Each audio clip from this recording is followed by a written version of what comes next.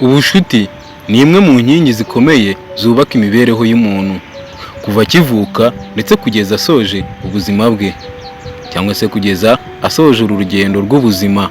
Mu buryo bwagutse rero bushobora gusobanurwa nk'isano y'amarangamutima, ukwizerana ndetse no gufashanya hagati y'abantu babiri cyangwa se wenda benshi, ishingiye ku rukundo rudashingiye ku nyungu runaka, ahubwo kukumva ko mugenzi wawe ari igice cy'ubuzima bwawe. Mu buzima busanzwe abantu bahura mu buryo butandukanye, ku ishuri, ku kazi ndetse no mu muryango cyangwa se wenda mu bikorwa by'imibereho rusange. Aho niho imbuto y'ubushuti itangirira guterwa. Mu ntangiriro rero bushobora gutangirana n'ikiganiro cyoroshye, gusangira ibitekerezo cyangwa se wenda guhura kenshi kugeza abantu batangiye kumenyerana ndetse no kwizerana. Ubushuti nyabwo rero buvuka mu munsi umwe gusa, gusaba igihe, kugerageza kumva undi ndetse no kunyura mu bihe bitandukanye, ibyiza ndetse n'ibibi, kugira ngo bugire imizi ikomeye. Ndagushimiye cyane wowe ukurikiye iki kiganiro ndetse uri buze no kugisoza. Njye mugiye kubana muri iki kiganiro nitwa Gisa. Buriya rero ibiranga ubushuti nyabwo, ubushuti bufite agaciro rero burangwa n'ibintu bikurikira. Icya mbere, kwizerana. Inshuti ya nyayo niyo ushobora kubwira amabanga yawe nta bwoba ko azayata hanze cyangwa se wenda azakuvamo. Ikindi cya kabiri, ubudahemuka. Nubwo ibintu byahinduka, inshuti nyayo igumana nawe. Gushyigikirana aricyo cya gatatu.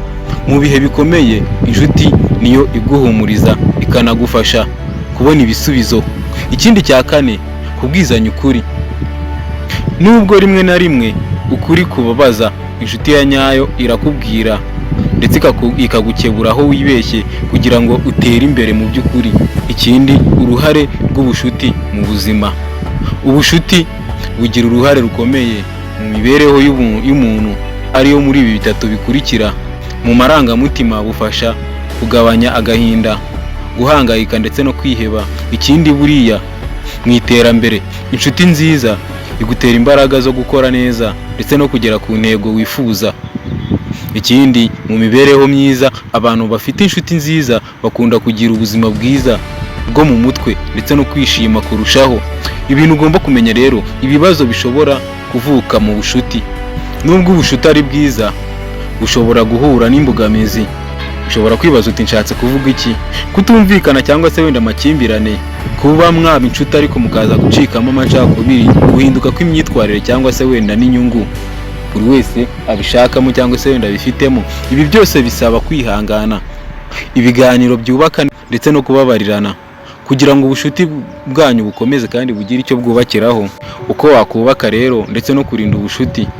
Kubaka ubushuti bwiza si impanuka, bisaba ubushake, kwita ku nshuti yawe, kuyibaza amakuru, kuyitaho bya hato na hato, kumva ibitekerezo byayo, kutayicira urubanza ndetse bidafite ishingiro, kuyihanganira mu makosa ndetse no kuyifasha kuyakosora.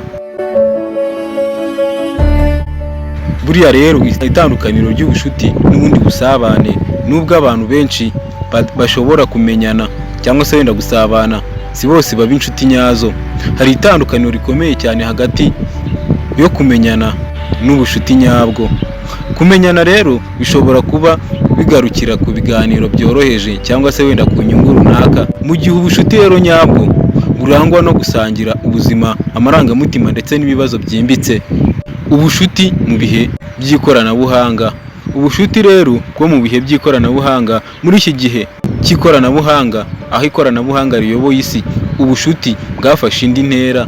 Binyuze ku mbuga nkoranyambaga, abantu bashobora kuba inshuti nabo batigeze bahura imbonankubone. Ibi bifite ibyiza ndetse n'ibibi. Ibyiza rero, reka musobanurire ibyiza. Ibyiza byoroshya guhura n'abantu benshi ndetse no gusangira ibitekerezo. Noneho ibibi byo bishobora kuba byababuza ubusabane nyabwo ndetse no kugabanya ukwizerana. Ni ingenzi kumenya gutandukanya ubushuti bwo kuri interineti ndetse n'ubushingiye ku buzima busanzwe. Ikintu ugomba kumenya, uruhare rw'umuco ndetse n'indangagaciro mu bushuti. Ubushuti bugira aho buhuriye n'umuco ndetse n'indangagaciro z'abantu. Mu mico itandukanye rero uko abantu bafata inshuti biratandukanye cyane. Hari aho inshuti ifatwa nk'umuryango wa kabiri, ariko ahandi ikaba umufatanyabikorwa mu buzima. Ariko hose kubahana, gufashanya ndetse no kwizerana nibyo shingiro rya byose.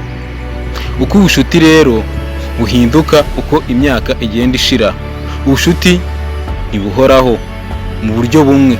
Uko umuntu rero akura, mu bwana bushingiye ku mikino ndetse no gusabana, mu rubyiruko bushingiye ku gusangira inzozi n'ibitekerezo, naho mu bakuru rero bushingiye ku bufasha ndetse n'ubujyanama n'ihumure. Ibi bigaragaza rero ko ubucuti buhinduka bitewe n'icyiciro cy'ubuzima umuntu arimo. Agaciro ko kumenya guhitamo inshuti nziza.